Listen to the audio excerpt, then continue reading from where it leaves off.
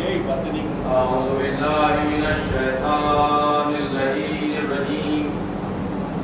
بسم الله الرحمن الرحيم.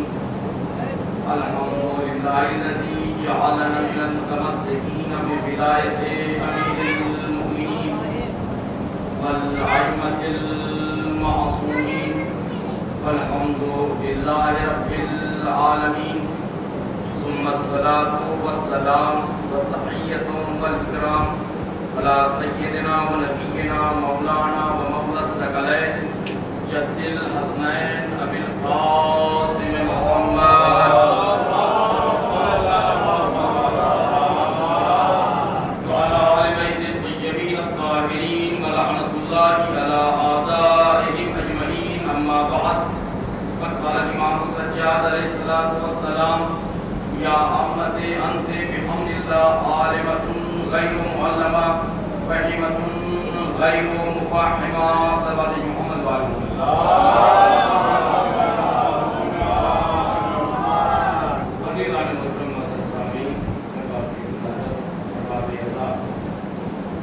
میں نے جس جملے کو، جس حدیث کو، جس فکرے کو آپ کے سامنے پیش کیا کہ کسی ادیب کا خطابی جملہ نہیں ہے، کہ کسی ادیب کا ادبی کلام نہیں ہے، کہ کسی مصنف کی کھوج سے نکالا ہوا کوئی ایک فکرہ نہیں ہے، بلکہ یہ وہ فرما رہا ہے جس کے یہاں جھوٹ کا شائبہ نہیں پایا جاتا، خطا کا امکان نہیں پایا جاتا، جس کے یہاں غلو کا کوئی تصور ہی نہیں پایا جاتا. وہ امام معصوم فرما رہے ہیں: یا امت انت بحمد اللہ عالمۃ غیر معلمہ.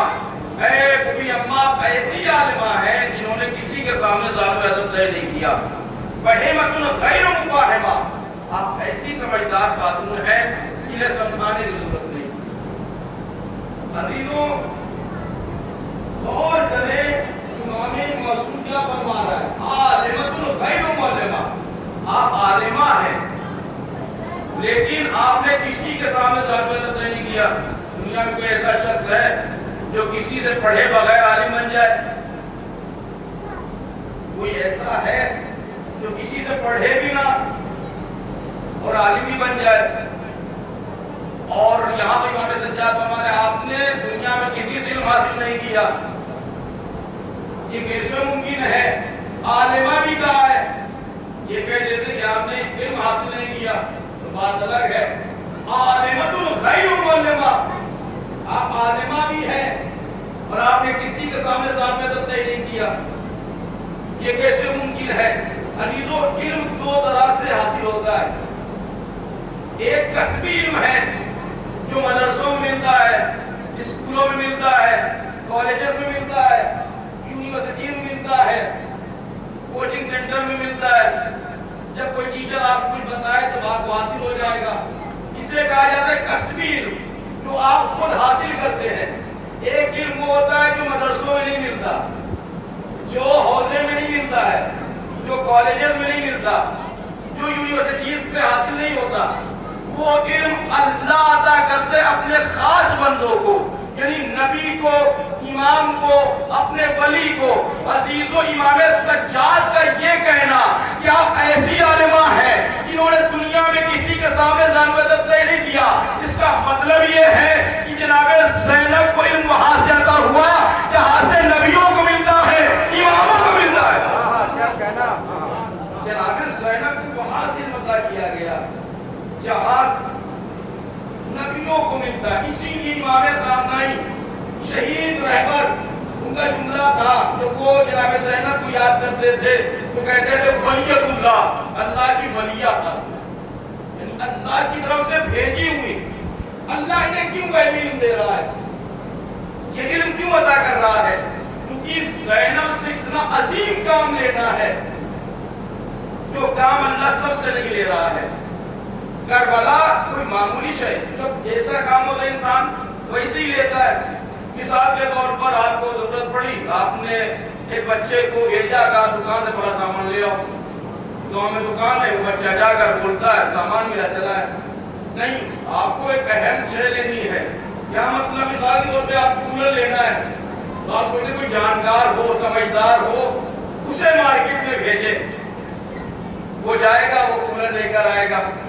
اب اگر ملک کا مسئلہ آ جائے تو کیا آپ اپنے گھر کے سمجھدار کو بھیجیں گے، یا جو ملک کا مسئلہ ہو تو کہیں کسی ایک سمجھدار آدمی کو بھیج دو؟ نہیں، بلکہ اسے بھیجا جائے گا جو بہت ہی زیادہ انٹیلیجنٹ ہو، جو بہترین ہو، جو سب میں سب سے بہتر ہو۔ آئیس لوگوں کا انتخاب کیا جاتا ہے۔ اس کا مطلب یہ ہے کہ عام انسان سے عام کام لیا جاتا ہے، خاص کام خاص لوگوں سے لیا جاتا ہے۔ اور کربلا کون سی جگہ ہے جہاں نبوت کو بھی خطرہ ہے، رسالت کو بھی خطرہ ہے، ولایت کو بھی خطرہ ہے، انسانیت کو بھی خطرہ ہے؟ اب وہاں پر اللہ مردوں میں اسے انتخاب کرے گا جو کائنات میں سب سے عظیم انسان ہو، عورتوں میں اس کا انتخاب کرے گا جو کائنات میں سب سے عظیم ہو۔ مردوں میں امام حسین کا انتخاب کیا، خواتین میں جناب زینب کا انتخاب کیا۔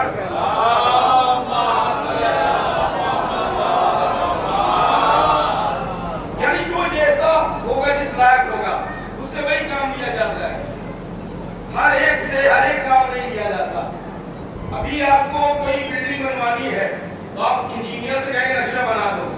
یہ تھوڑی کہ مولانا آپ ہمارے یہاں آئے ہیں، آپ ایران میں بھی پڑھے ہیں، میں ایک مکان بنوانا چاہتا ہوں، آپ ایک نقشہ بنا دیں۔ آپ مجھ سے نہیں بنوائیں گے، ایک انجینئر کے پاس جائیں گے۔ اب اگر کوئی مریض ہو جائے تو انجینئر کے پاس نہیں جائے گا، ڈاکٹر کے پاس جائے گا، وہ نسخہ لکھے کہ آپ کہیں کہ یہاں کا سب سے بہترین انجینئر ہے، اس کے بنائے ہوئے نقشے پر جو بلڈنگ بن گئی ہے وہ جلدی خراب نہیں ہوئی ہے، میں اسی سے نسخہ بھی لکھوا لوں۔ نہیں لکھوائیں، کیوں؟ جو جس طرح کا ہوتا ہے، جس لائق ہوتا ہے، اس کی صلاحیت جو ہوتی ہے اس سے وہی کام کیا جاتا ہے۔ میں بتانا چاہتا ہوں جناب زینب کی عظمت کیا ہے۔ اس کے بعد چونکہ جس مناسبت سے آج مجلس ہوتی ہے مسائل مجھے پڑھنے ہیں، لیکن میں بیان کرنا چاہتا ہوں کہ جناب زینب نے اس شخص کو کس طرح سے بنایا ہے۔ پہلے اس نے جس کی آگوش میں پروان چڑھا وہ کیسی ہے، اس کے بارے میں سمجھ لیں جناب زینب کی شخصیت کو۔ عزیزوں، آپ نقشہ بنوائیں گے انجینئر سے، نسخہ لکھوائیں گے ڈاکٹر سے۔ اگر کھیتی کروانی ہے، نواب صاحب کہیں کہ آپ لوگ پوچھ لو مولانا آئے ہیں اس فصل میں کون سا بیج ڈالیں تو بہتر ہو جائے۔ یہ مولانا ہے، یہ جگہ جگہ جاتے رہتے، ان سے پوچھ لیجئے، کیونکہ میں نے کھیتی نہیں کی ہے۔ اگر میں بتاؤں کہ کس مرتبہ کیسا بیج ڈالیں، اس میں کیسی دوائیں ڈالیں، اس میں کیسی کھاد اور پانی دیں، کس ٹائم دیں، عزیزوں جو میں نے کیا ہی نہیں، مجھے تجربہ ہی نہیں، تو میں کیا بتاؤں گا؟ اب اگر کوئی دین کا مسئلہ آئے گا، عقائد کا مسئلہ آئے گا تو کون بتائے گا؟ ایک عالم دین بتائے گا، ایک فقیہ بتائے گا، ایک مجتہد بتائے گا۔ عزیزوں خرابی یہیں پہ آ رہی ہے۔ نقشہ بنوانا ہے تو عالم دین کے پاس نہیں جائیں گے، نسخہ لکھوانا ہے تو انجینئر کے پاس نہیں جائیں گے، لیکن جب دین کا مسئلہ آئے گا تو ڈاکٹر بھی مسئلہ بتا رہا ہوگا، انجینئر بھی مسئلے بتا رہا ہوگا۔ عقائد کی بات آئے گی، کوئی طرح طرح کی اپنی دکانیں کھولے ہوئے سب دین بتا رہے ہیں، عقیدے بتا رہے ہیں، ہمارا عقیدہ یہ ہے۔ عزیزوں جب بھی آپ غلط آدمی کا انتخاب کریں گے آپ نقصان اٹھائیں گے۔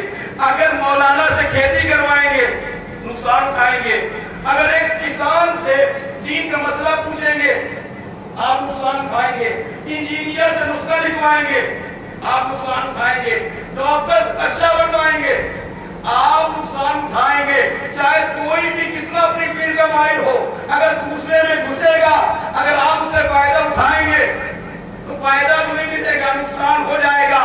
اسی لیے کہتا ہوں ایک جملے میں بات کو تمام کر دوں، عزیزوں جو جس لائق ہو، اگر آپ کو نقشہ بنوانا ہے تو انجینئر کے پاس جائے، نسخہ لکھوانا ہے تو ڈاکٹر کے پاس جائے، اگر آپ کو کوئی کھیتی کروانی ہے تو آپ ایک کسان کے پاس جائے جو ماہر ہو، یا بیج بھنڈار والے کے پاس جائے وہ صحیح بتائے گا۔ دین کا مسئلہ ہو تو عالم دین کے پاس جائے، لیکن اگر دین کا مسئلہ بیج بھنڈار والا بتانے لگے تو عزیزوں مشکل کھڑی ہوگی۔ اگر فصل آپ کو تیار کرانی ہے عالم دین کے پاس جائیں گے تو یہاں مشکلات کھڑی ہو جائیں گی۔ میں ایک جملہ کہتا ہوں اکثر، اگر آپ عالم دین سے کسانی کروائیں گے تو آپ کی فصلیں برباد ہو جائیں گی، لیکن اگر آپ دین کا مسئلہ بیج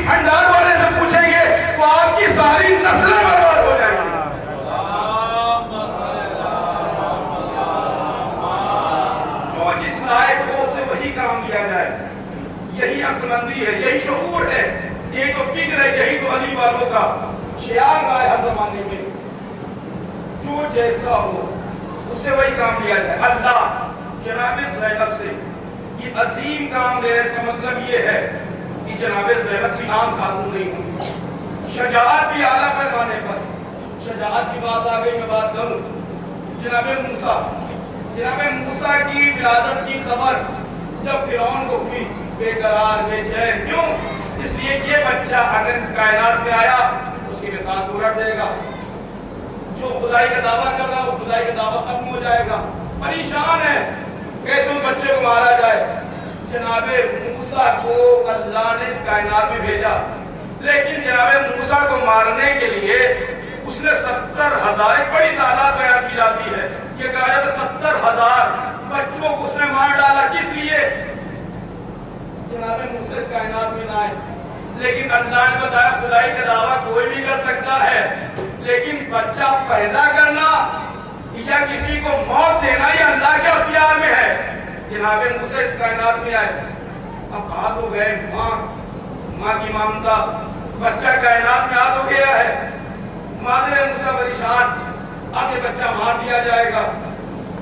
اللہ نے الہام کیا مادر موسیٰ کو, بچے کو صندوق میں رکھو. کون ماں ہے اپنے بچے کو اس صندوق میں پیک کر دے گی, اور صرف اتنا نہیں, اس صندوق کو دریا کے حوالے کر دو. جناب موسیٰ کی ماں پریشان مضطرب. اللہ نے الہام کیا, اے مادر موسیٰ گھبراؤ نہیں, میں اس بچے کو نبی بنا کر تم تک پلٹاؤں گا. جناب موسیٰ کی ماں کو بشارت ملی نا کہ میرا بچہ بچ بھی جائے گا اور نبی بن کر بھی آئے گا. اب یہاں پر لفظ ہے کہ جناب موسیٰ کی ماں نے جب سنا تو جناب موسیٰ کی ماں نے صبر کیا. ہماری جانیں قربان ہو جائے شجاعت حضرت زینب پر. جب موسیٰ کی ماں کو موسیٰ کے بچ جانے کی خبر ملی تو مادر موسیٰ نے صبر کیا, اور جب جناب زینب کو دونوں بچوں کی شہادت کی خبر ملی تو جناب موسیٰ کی ماں تو صبر کر رہی تھی. یہاں پر زینب سجدہ شکر کر کے بتا رہی ہے, جہاں دنیا کی مائیں اگر اللہ کی راہ میں قربانی دیتی ہے تو صبر کرتی ہے, جہاں دنیا کی ماؤں کی صبر کی انتہا ہوتی ہے وہاں پر زینب کے شکر کی ابتدا ہوتی ہے. یہ ہے جناب زینب کی شجاعت. صلی اللہ علیہ محمد والے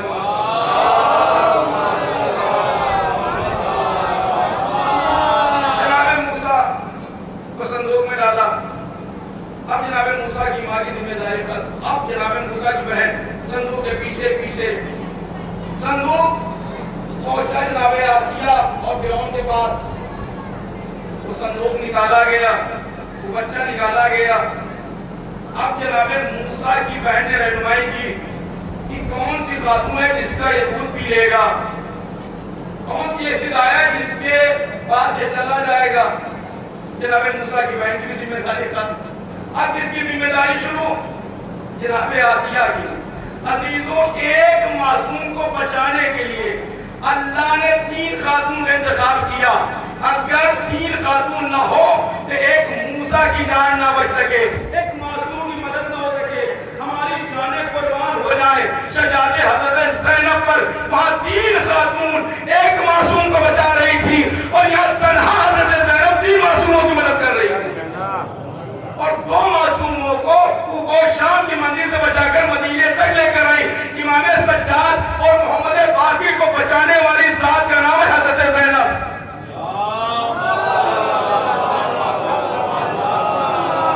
عزیزوں, ابھی بچہ جناب موسیٰ فرعون کے دربار میں پلنے لگے, لیکن فرعون کو کبھی کبھی شک بھی ہوتا تھا کہ یہ بچہ جو ہے یہ کہیں وہی تو نہیں ہے جو میرے ساتھ الٹ دے گا, میرے تختے کو پلٹ دے گا, میری حکومت کو ختم کر دے گا. لیکن اللہ نے بتایا نہ تم کسی کو موت دے سکتے ہو, نہ تم کسی کو زندگی دے سکتے ہو.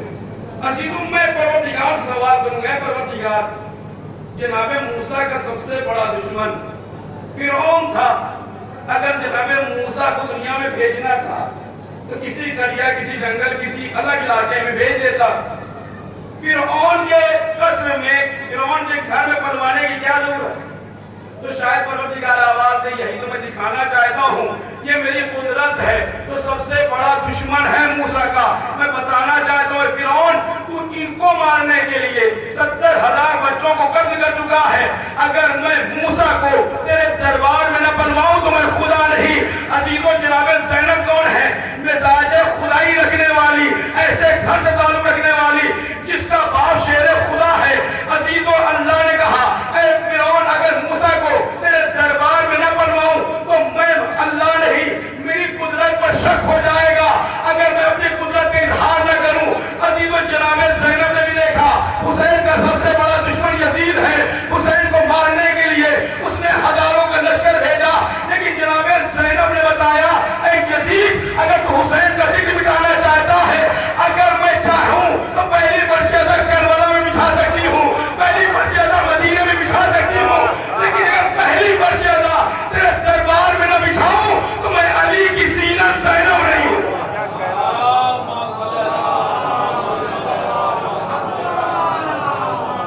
میں علی کی زینت زینب نہیں ہوں۔ یہ ہے شجاعت حضرت زینب سلام اللہ علیہا۔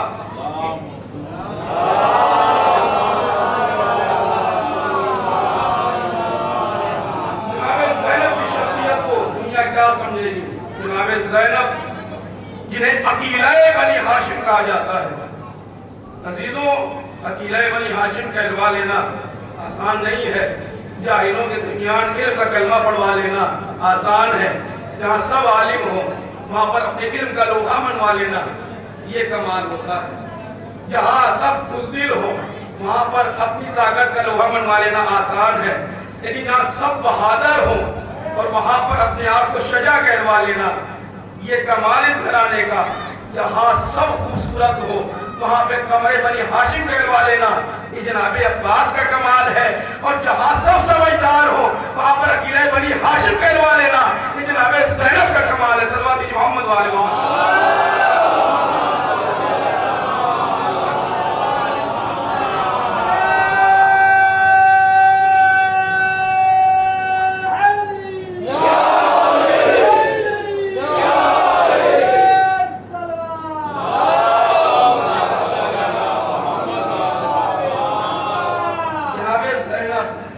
انتخاب ہے اللہ کی طرف سے، اور جب کربلا کا وہ حسین و جمیل بچہ جسے حسین بہت عزیز رکھتے تھے، جب اس کی پرورش کی بات آئی تو امام حسین نے اپنی بہن کو جناب ایک بار جب پیدا ہوئے نا تو امام حسین تحفہ بانٹ رہے تھے۔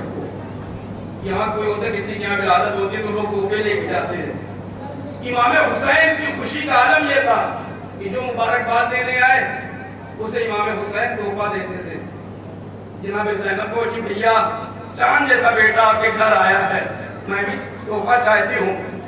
اب زینب کی چاہت تحفے میں اکبر مل جائے، حسین کی خواہش ہے کہ اکبر کی پرورش کے لیے آغوش جناب زینب مل جائے۔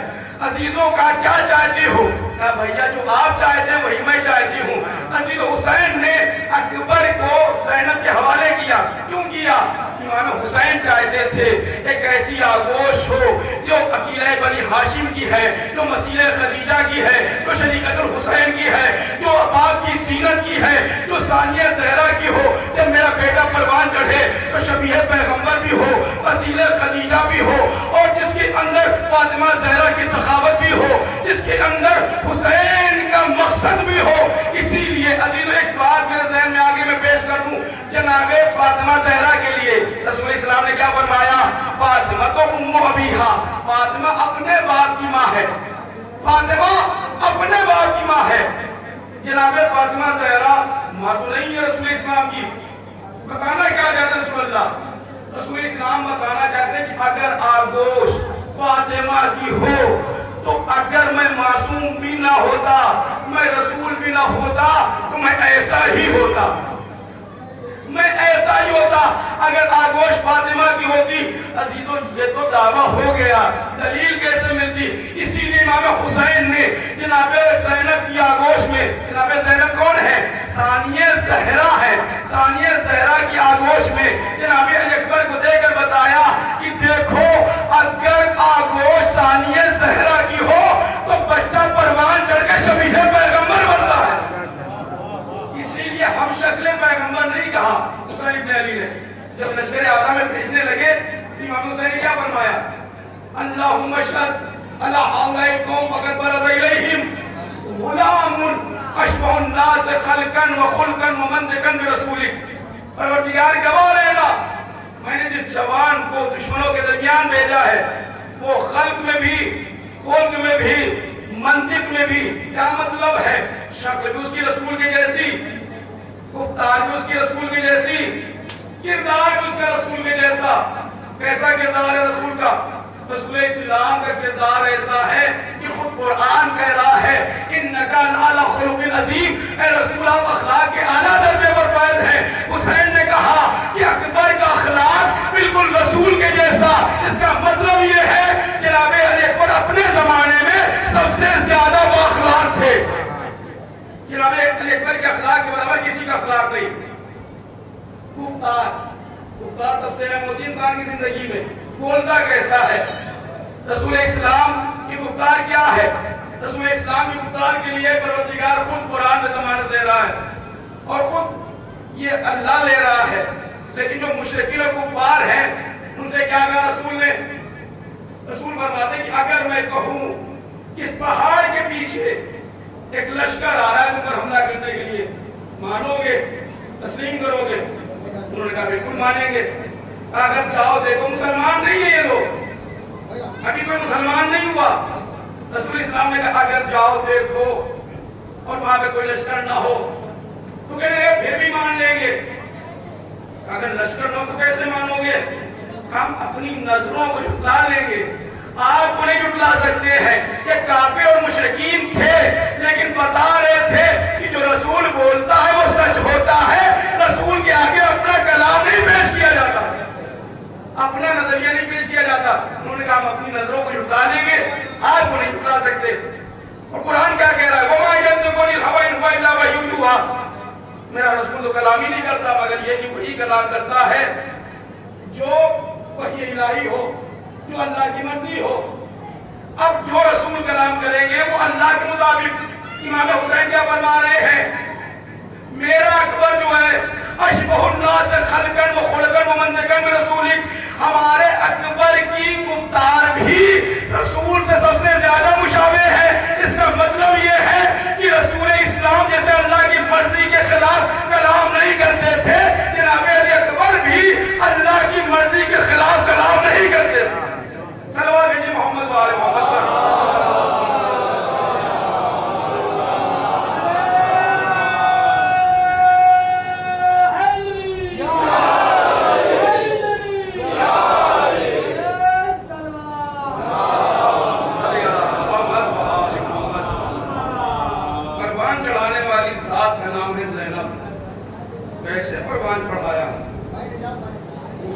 جمال کیا ہے وہ تو اللہ نے عطا کیا، لیکن جو کمال گفتار اور کردار کا ہے یہ پالنے والی کا، جو پالتا ہے نا اس کا اثر ہوتا ہے.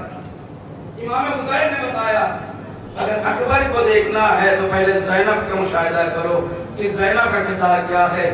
یہ عالمہ غیر معلمہ ہے تو جس بچے کو قربان چڑھائے گی وہ بھی ولی اللہ ہوگا. اسی لیے معصومین نے چھٹے امام بھی جب جناب اکبر کو یاد کرتے تھے تو کیا کہتے تھے؟ طیب، زکی، طاہر، ولی اللہ. اے اللہ کے ولی آپ پر میرا سلام ہو. یعنی ولیہ خاتون اگر کسی کی تربیت کرتے تو وہ بھی ولی اللہ بن جاتا ہے. یہ ہے جناب زینب کی تربیت کا نتیجہ. لیکن عزیز کو آپ نے کبھی سوچا محسوس کیا کہ دو ایسے بچے کربلا میں ہیں جن کی تربیت کے لیے معصومین نے انتخاب کیا خاتون کا؟ یا تو جناب عباس کے لیے جناب ام الملک کا انتخاب ہوا، یا جناب علی اکبر کے لیے جناب زینب کا انتخاب ہوا. کہ تربیت یہ تو خاتون کرے. وجہ کیا ہے؟ جناب عباس کا رشتہ بھی ایسے خاندان سے تھا کہ جہاں پر ایک شخص آ کر امان نامہ دے سکتا ہے، اور جناب علی اکبر کا ننیحالی رشتہ بھی ایسے قبیلے سے تھا جہاں سے امان نامہ مل سکتا ہے. جناب لیلا بنت ابی مرہ بن عروہ بن مسعود ثقفی، یہ بنی ثقیف کو خوبصورتی میں مشہور خاندان. لیکن جناب لیلا کی ماں کون ہے؟ میمونہ بنت ابی سفیان. اب علی اکبر اگر کہیں سے رشتہ مل رہا ہے دور دراز سے بھی تو اشیاء اس بات کو بیان کریں گے نا کہ اگر دربار میں گئے اور ان کے رشتے میں کوئی ہو اسے مار دوں تو یہ تو ہوگا نا کہ تم نے اس کو مارا جس کا کہیں نہ کہیں سے ہمارا رشتہ ملتا تھا. عزیز اسی لیے دو امان نامے پہنچے ہیں، یہ جناب علی اکبر کے پاس یا جناب عباس کے پاس، اور دونوں کی تربیت ایسی ہوئی تھی. جواب بھی ایک ہے. کہنے لگے دونوں نے یہی جملہ کہا، تم ہمارے لیے امان نامہ لا رہے ہو دوسرے رشتوں کا خیال رکھ کے، اور حسین ابن علی کے خون کے پیاسے ہو. تمہاری نظر میں دوسرے تو محترم ہے اور رسول کا خانوادہ محترم نہیں ہے. اگر تم ہمیں بچانا چاہتے ہو تو رسول کے خانوادے کے لحاظ سے تمہارا احترام ہونا چاہیے. تم دوسرے خاندانوں کا احترام کر رہے ہو. اسی لیے انتخاب ہوا کہ جواب بھی یکساں ملا ہے. یاد رکھیں تاریخ عبرت کے لیے ہوتی ہے. آپ تربیت میں اہم کردار نبھائیں. حسینی بچہ تبھی بنے گا جب اس کو مزاجن حسینیت میں ڈھال دیں گے.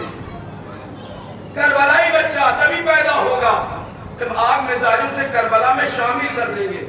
حسین ابن علی نے کربلا میں اس جنگ کے نقشے کو بدلنے کے لیے ایک ایسے بچے کا انتخاب کیا کہ جو بچہ حق اور باطل کا فیصلہ کرنے والا ہے. اسی لیے جب عمر صاحب نے تیر پھینکا اس نے کہا اے فوج والوں گواہ رہنا کہ میں نے پہلا تیر حسین کی طرف پھینکا. اور جب حسین ابن علی نے بعد میں ہے کہ سب سے پہلے اپنے بیٹے علی اکبر سے کہا تقدم یا ولدی، اے میرے بیٹے آگے بڑھو. اور حسین ابن علی جب بھیجنے لگے تو کیا فرمایا؟ اللہم شہد ہؤلاء القوم، پروردگار تو گواہ رہنا. بتایا ایک جو ہے دنیا پرست ہے دنیا والوں کو گواہ بنا رہا ہے، ایک ہے جو خدا پرست ہے جو خدا کو گواہ بنا رہا ہے. یہاں حق اور باطل کی جنگ ہو رہی ہے. عزاداروں یاد رکھیں حسین ابن علی نے جب اس بیٹے کو بھیجا تو کہا پروردگار گواہ رہنا میں نے ایسے کو بھیجا ہے جو خلق میں بھی خلق میں بھی اور منطق میں بھی تیرے رسول سے سب سے زیادہ مشابہت رکھتا ہے. ارباب اعضاء میں چاہتا ہوں تھوڑا طویل مسائل پڑھوں، جتنی طاقت میرے اندر رہے گی سکت رہے گی میں بیان کروں گا. کیوں؟ شب رونے کی شب ہے جس کے جنازے پر بہت روئے اہل اعضاء. ارباب اعضاء آپ نہیں سمجھ سکتے کربلا میں حسین کتنا روئے ہیں اپنے اس بیٹے پر. نہ جانے کتنا روئی ہے زینب اپنے اس بھتیجے پر، اپنے گود کے پالے پر. نہ جانے کتنا لیلا روئی ہے، آنکھوں کی بینائی چلی گئی.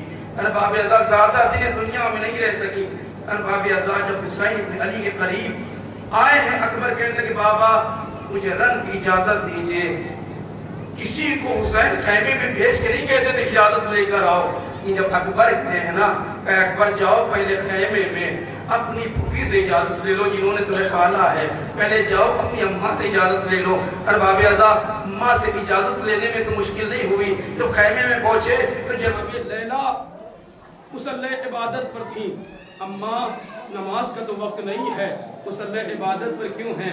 کہ اس لیے ہوں ان قریب کوئی نہیں بچا. مجھے پتا ہے میرا اکبر اپنے بابا کو میدان قتال میں نہیں بھیجے گا، مجھے پتا ہے اب اکبر خود جائے گا.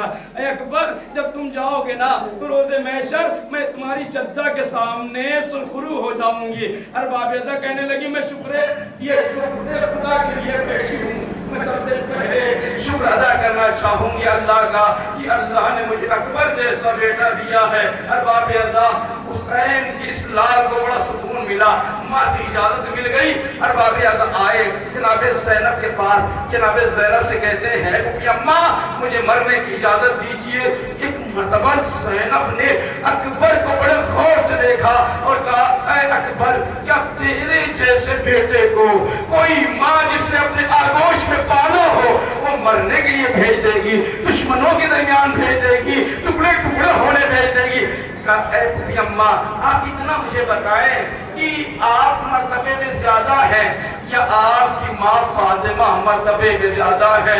آپ مرتبے میں زیادہ اہمیت رکھی ہے یا بنت رسول اللہ حضرت فاطمہ میری جدہ اہمیت زیادہ رکھی ہے؟ کہا میری ماں کی عظمت اس پر میری جان قربان ہو جائے۔ کہا اگر آپ کی ماں زیادہ اہمیت رکھی اتنا بتائیے فاطمہ کا لال زیادہ اہمیت رکھتا ہے یا لیلا کا لال آپ کی نظر میں زیادہ اہمیت رکھتا ہے؟ مرتبہ زینب کہتی ہے اکبر تم نے جس طریقے سے اجازت مانگی اب زینب منع تو نہیں کر سکتی، اور سینے سے لگ جاؤ۔ اکبر سینے سے لگ گئے، زینب بھی رو رہی ہے، اکبر بھی رو رہے ہیں۔ مرتبہ کہا جاؤ اکبر، فوج اشکیا یہ صدا بلند کر رہی ہے، حل بن مبارز کہیں تجھ سے پہلے میرا بھیا نہ چلا جائے۔ اشہد اللہ حسین نے اکبر کو سوار کیا۔ عزیز و حسین سب کو سوار کرتے تھے، ایک جگہ پر جا کر بیٹھ جاتے تھے، لیکن جب اکبر کو سوار کیا عزیز و اکبر کے ساتھ ساتھ حسین چلنے لگے۔ ارباب ازاں ایک مرتبہ اکبر نے محسوس کیا کوئی ہے جو پیچھے آ رہا ہے، ایک صدا بلند کر رہا ہے مہلن پہلا یا بنیا، مہلن پہلا یا بنیا، اے میرے لال اکبر تھوڑا دھیرے چلو، اے میرے لال اکبر تھوڑا دھیرے چلو۔ ارباب ازاں اکبر سیر سے زمین پر آئے اور اکبر نے بابا کو سینے سے لگایا۔ بابا آپ کے تو مرنے کی رضا دے دی تھی۔ حسین کچھ نہ کہہ سکے، بس اتنا جملہ کہا اے اکبر اگر تیرا کوئی تیرے جیسا بیٹا ہوتا، یہ نہیں کہا کہ تیرا بیٹا ہوتا، اب تیرے جیسا کوئی بیٹا ہوتا کیا تو اسے ایسے رنگ میں بھیج دیتا؟ اکبر نے محسوس کر لیا میرے بابا کے دل پہ کیا گزر رہی ہے، شبیہ پیغمبر جا رہا ہے نا، نانا کی شبیہ دشمنوں کے درمیان جا رہی ہے۔ ارباب ازاں جناب اکبر آئے، ایک ہی حملے میں 120 لوگوں کو واصل جہنم کیا، لیکن اکبر نے محسوس کر لیا تھا کہ میرے بابا پر کیا گزر رہی ہے۔